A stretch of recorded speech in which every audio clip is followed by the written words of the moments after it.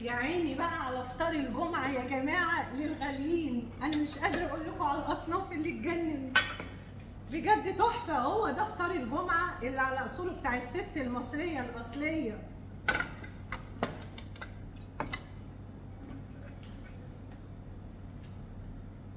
عاملاها بإيديا. هو ده بقى فطار الجمعة على أصوله، بس في صنف ناقص.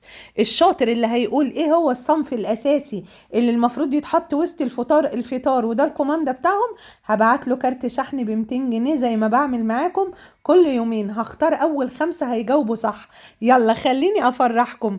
شوفوا لي بقى الفطار وجماله، مش شرط تعملي الفطار ده كله، خدي الصنف اللي يعجبك واعمليه. سلطة الجبنة القديمة تجنن اللي بالطحينة، وسلطة الجبنة اللي بنعمليها على طريقتي. واعملوا يلا فطروا أولادكم كده يوم الجمعة، شغلوا سورة الكهف، صلوا كده وابدأوا يومكم كده بالبركة والخير، وافتحوا البلكونات يا جماعة وفطروا العيال. وألف هنا، مستنية بقى تجاوبوني ايه الناقص.